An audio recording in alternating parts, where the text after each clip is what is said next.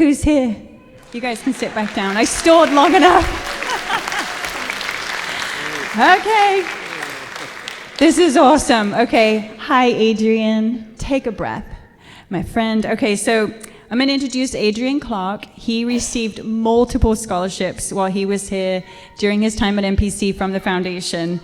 He has a really special story, and it's going to blow you away. So thank you for making it up here from Southern California. Let's give a warm round of applause to Adrian Clark.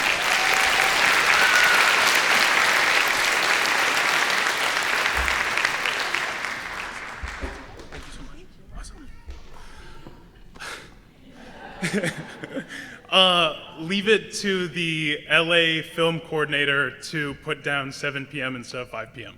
I have been to MPC so many times, being late for classes, but this time is the fastest I've ever gotten to MPC ever. So,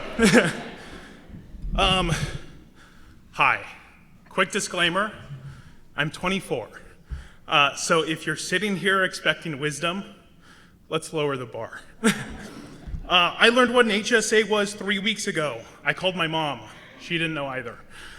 So I got asked to speak because I went to MPC, then UCLA, and now I work in film in LA, which sounds impressive. What it actually means is I get to go to parties and sometimes say I produce stuff. So how I got to MPC was actually pretty simple. I didn't have great opportunities after high school when COVID hit. Going tens of thousands of dollars into debt to study theater wasn't really a good idea. So I made the call. I lived at home, went to MPC, took a full course load, worked a job as a server. Shout out to Islands, RIP.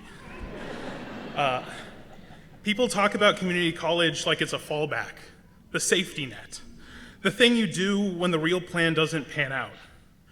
For me, it was the plan. It was the one plan I could put my head down with and outwork everyone around me and not go into debt. But I want to be honest about something. None of what I did at MPC happened by myself. My family was on speed dial, my friends were in it with me, my professors picked up the phone whenever I needed them. Shout out Laura Cote, who's in here. And 2 scholarships meant I did not have to pick between tuition and rent.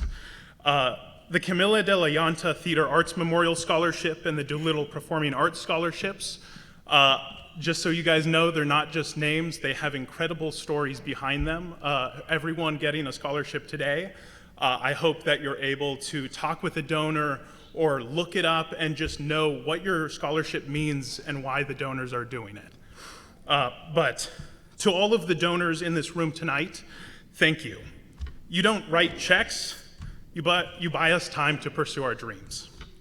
From MPC, I got into UCLA's School of Theater, Film, and Television as one of 10 transfers that year.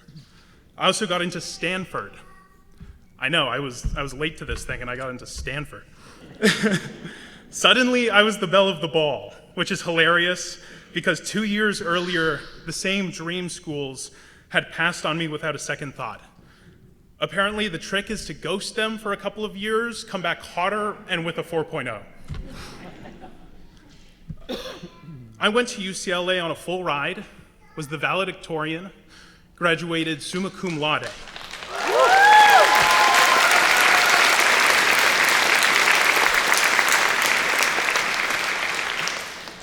Don't worry, that feels awkward to me too.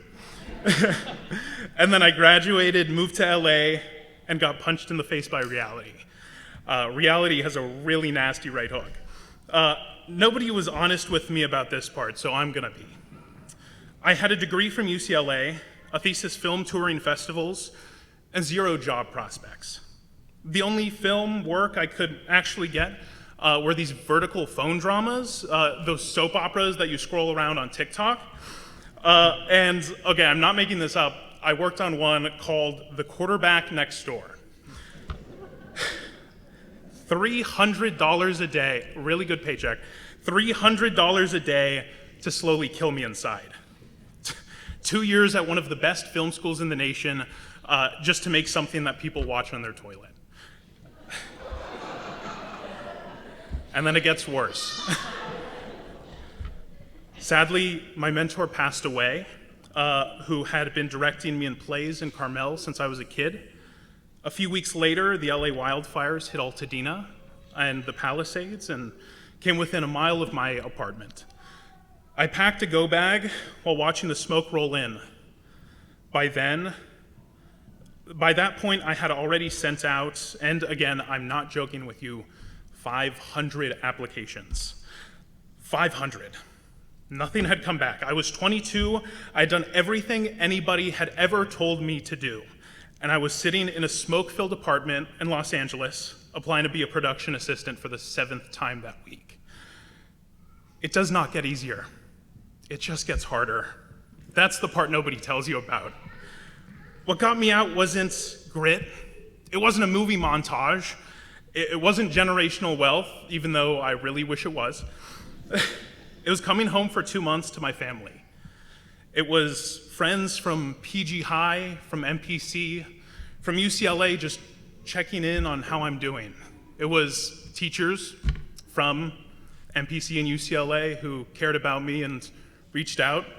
Shout out Laura Cote.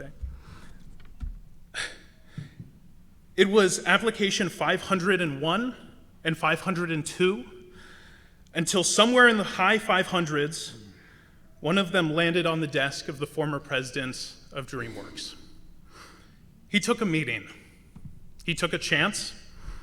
I started at the very bottom of the ladder. 18 months later, I've been promoted 3 times. I'm the operations manager of a film tech company.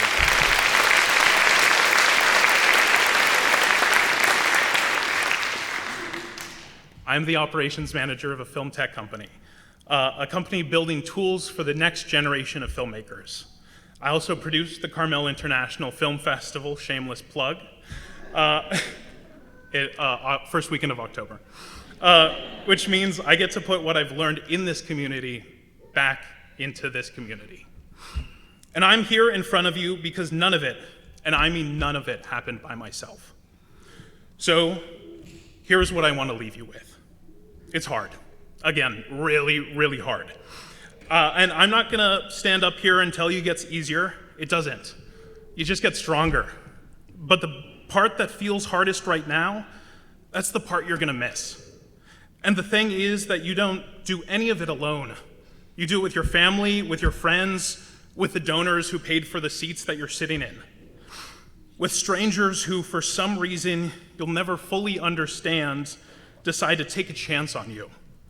And on nights you have nothing, somebody else has your back. You are going to be told no a lot.